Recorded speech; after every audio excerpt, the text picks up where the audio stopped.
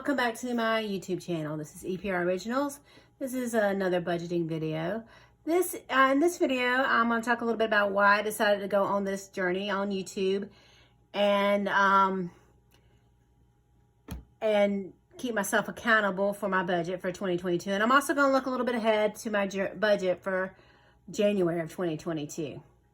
What I used to do was kind of mimic the cash stuffing system in a way, but I didn't really realize it. Is I had two accounts, two checking accounts, two separate banks.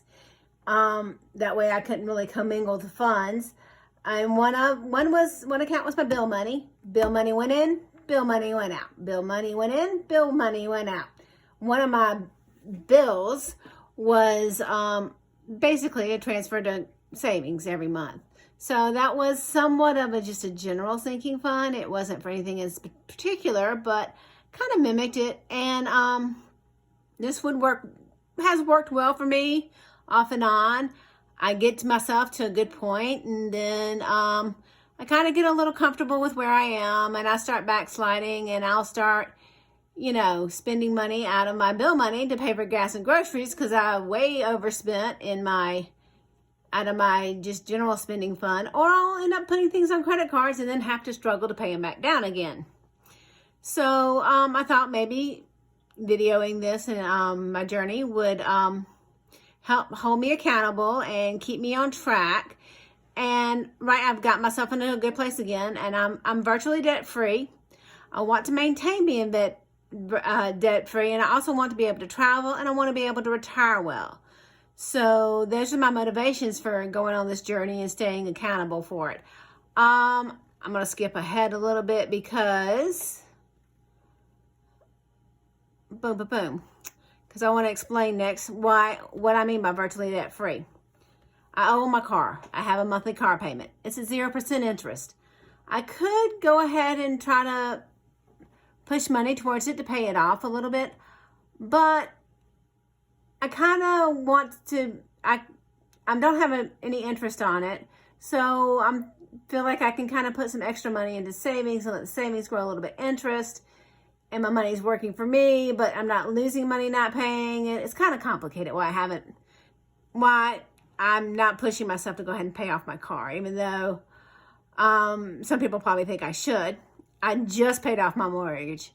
I literally this week got a letter from my mortgage company saying that I have paid off my mortgage and they owe me a refund for my escrow, which I was really surprised by because I didn't think I was actually going to pay it off until January. So I was quite pleasantly surprised about that this week. So that's good.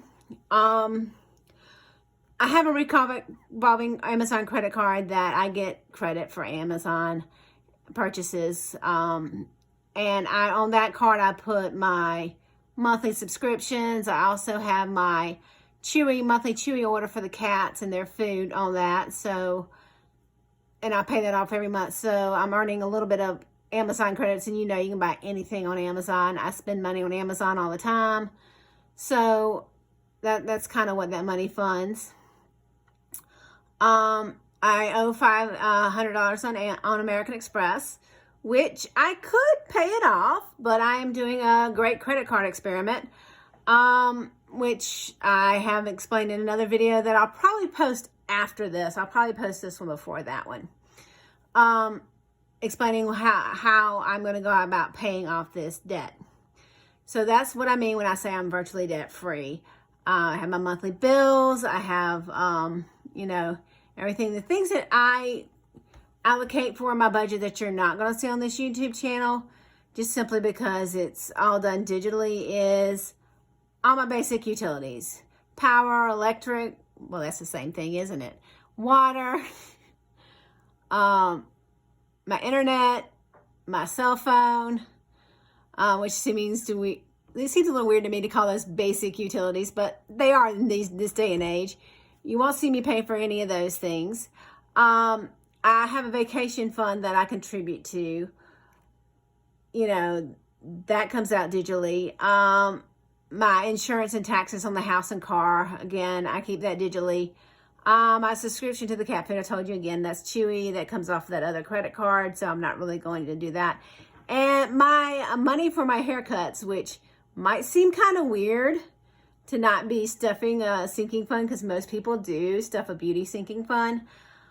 But when I had originally set up my budget as bill money and not bill money, I counted my haircuts as bill money because they came around every 5 to 6 weeks, and I knew how much it was going to be. So I kind of treated it as a bill, so I'd have the money when it was time for my haircuts and my hair coloring, because I have grays, because I'm older than I like to admit. So you won't see that, but just know that this is going on in the background. Also, I didn't put on here. I did put it on here. I just skipped it. My retirement contributions. For the first time in 2021, I fully contributed to my Roth IRA, which is $6,000 a year if you're under the age of 50, I believe. And then after 50, you can contribute up to $7,000 a year. So I fully funded that this year for the first time ever. I've had this Roth IRA for a long time with contributing extremely little to it. But I was actually able to fully fund it this year. So that was a great milestone for me.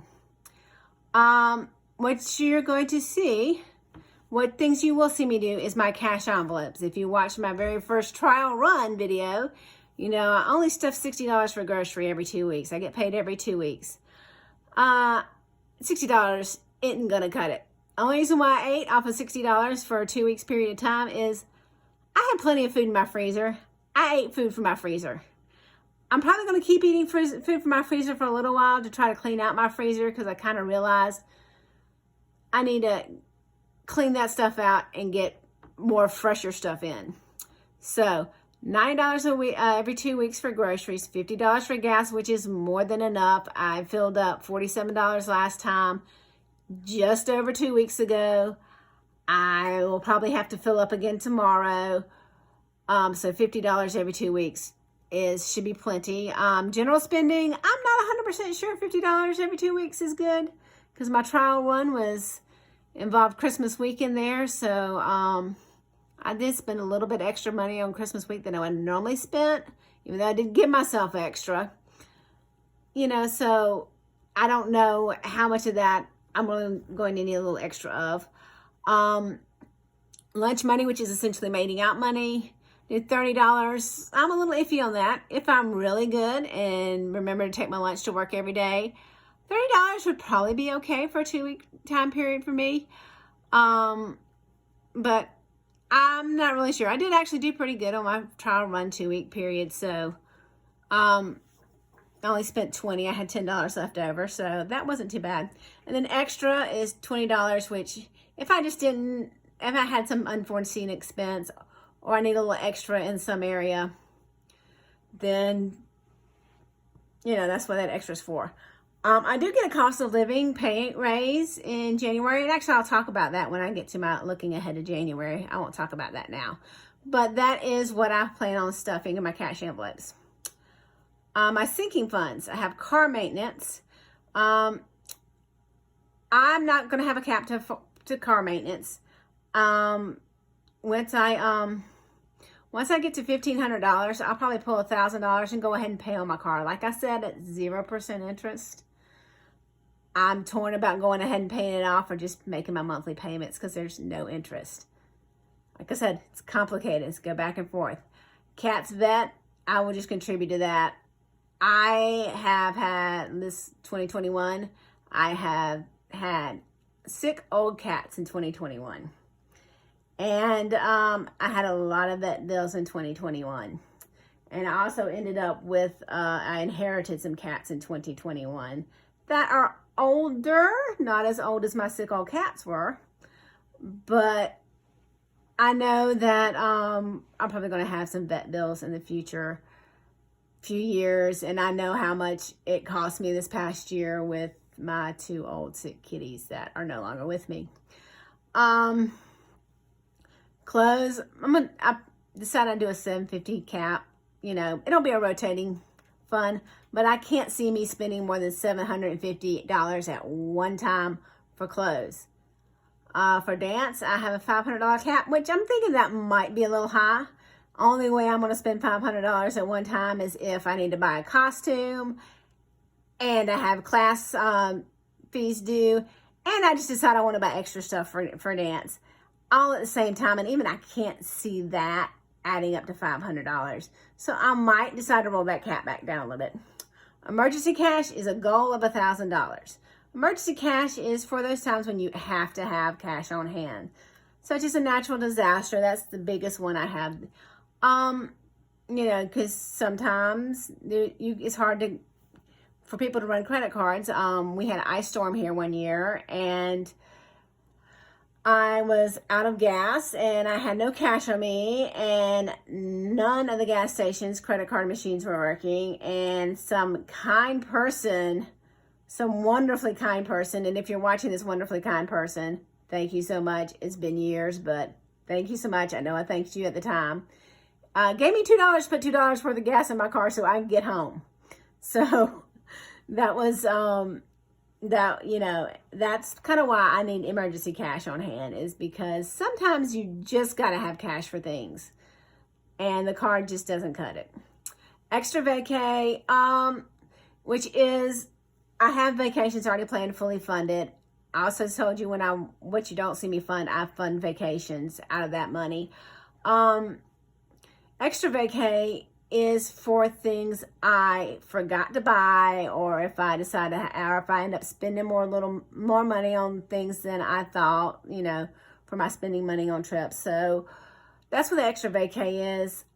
I kind of don't, you know, $1,500 I feel is pretty reasonable for if I need to pay extras and have extra spending money. But so that's why once I get to $1,500, I'll probably pull $1,000 and just go ahead and put it towards next year's vacation. Gifts, $1,000 cap. I cannot see me spending more than $1,000 on gifts for anybody at one given time. I don't have any birthdays coming up till July. I don't know anybody having babies or getting married right now. So, you know, gifts, and we just passed Christmas, so gifts, for me right now is not a big thing. Towards the end of the year, I do end up with, I have like several birthdays in November and December, and then of course Christmas in December. You know, in the middle of the year, I've got maybe 3 or 4 birthdays. But, you know, I just can't see me spending more than $1,000 on gifts. I mean, I probably spent $400 on Christmas, if that much. Home repairs, no cap on that. Just, you know, I just let it grow. I probably am going to do a home remodel this year. I had some money saved up for it. I haven't actually done it yet. COVID hit after I had decided I was going to do a remodel and started putting money aside for it. And I just haven't gotten myself together to get estimates to get what I want done. But I'm hoping I will get that done in 2022.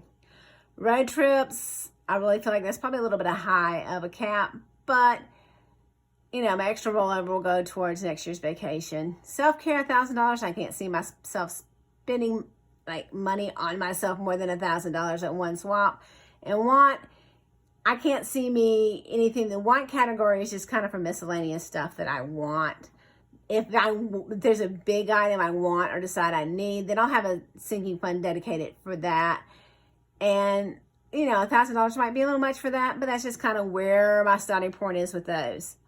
And I think that is it for what I have on my little iPad here. So I think we'll go ahead and look ahead to January 2022. So in my little calendar planner here, I have 2 paydays on January 7th and again on January 21st. So I'll do a cash stuffing on payday on January 7th. I will do a cash stuffing on payday January 21st. And on the 28th, I'll do a credit check-in, and if you see my credit experiment video, you'll know what that is. So that's my outlook for January. My sinking funds that are my priorities for the month of January are emergency cash, extra vacation, and house maintenance. And if you look at what I'm actually going to stuff for house maintenance, you're going to say, well, how is that really a priority? Well, I didn't decide to make it a priority until I got the letter from my mortgage company saying my mortgage was paid off. And I'd already set up my money for the month. So it will be, because I will take some of my rollover money from my cash envelopes and stuff sinking funds. That's how we'll fund that extra. I might also fund it because I do get a cost of living pay raise, and I'll probably get it on the check of the 21st. I'm feeling like that's going to give me probably an extra $30 I can budget and play with. And if it, whatever that little extra is, I'm going to stuff that for house, home maintenance too, to kind of give that a little boost. Over here, this is, I'm going to fold it like this so it's not so much stuff out. These are my sinking funds and how much I'm going to contribute out of each paycheck. For emergency cash, I'm going to do $90. Dance, I'm going to do 10. Road trips, 10. Medical, dental, 30. Car, 30. House, 5. Extra vacation, 50. Clothes, 5. Self-care, 20. Cats, vet, 20. Gifts, 5. Want, 5. So, like I said, house is only getting 5 in this, but so it doesn't look like it's a priority. But if I do get the extra $30 that I'm thinking this week, it'll go to house. And I'll probably put the majority of any rollover that I'm going to stuff in sinking funds into house also. I might put a little bit in emergency fund because that is my highest priority. And in February, I'll look at it and see what my priorities are again. My total is $280 for my sinking funds. And that will probably be it in February too, because even if I do get the extra money, I think I'm going to end up putting it over here in my cash envelopes and savings challenges. And this is just some little notations of myself of how I'm dividing up the money in cash breakdowns. That's just something means something only to me. So my cash envelopes, well, groceries will be getting $90, but from both those pay periods. Gas will be getting $50. House will be getting $20, lunch money will be getting $30, spending will be getting $50, extra will be getting $20, and savings challenges will be $20. I wasn't going to start saving challenges until I got emergency cash, but if you watched one of my previous videos, I kind of realized that I was still contributing that $25 to general savings every pay period, and I wasn't counting that in my budget. And I decided I could take that money and I could take that money and start my savings challenges. And I know I just said it was $25 and I'm only taking $20, but I had to do some changing around with my internet, and I just decided I would do that extra $5 for my internet, even though my internet's not going to cost that much. Because after a year, my cost will go up. So I'm just going to go ahead and start doing that little extra, just so I'm already used to it coming out. Now, if I do have the extra, what I'm expecting, that extra $30 for next year that I can budget with, which doesn't seem like a lot, but it is, considering that my old employer, there was 2 years I never got a penny raise. So, that still adds up. $30 over 26 pay periods. That's what? 600, 700, almost $800. That's my math in my head. So, that does add up. What I'm thinking I'm going to do is I'm going to take that $30, and if it is that much, put an extra 10 in spending, an extra 10 in extra, and an extra 10 towards savings challenges. I think that's how I'm going to end up doing that. But that's me thinking, that's what I'm thinking ahead for January. And again, thank you for watching my video. Like any other YouTube channel, you can like, subscribe, share, comment, and all those wonderful things. And have a wonderful day.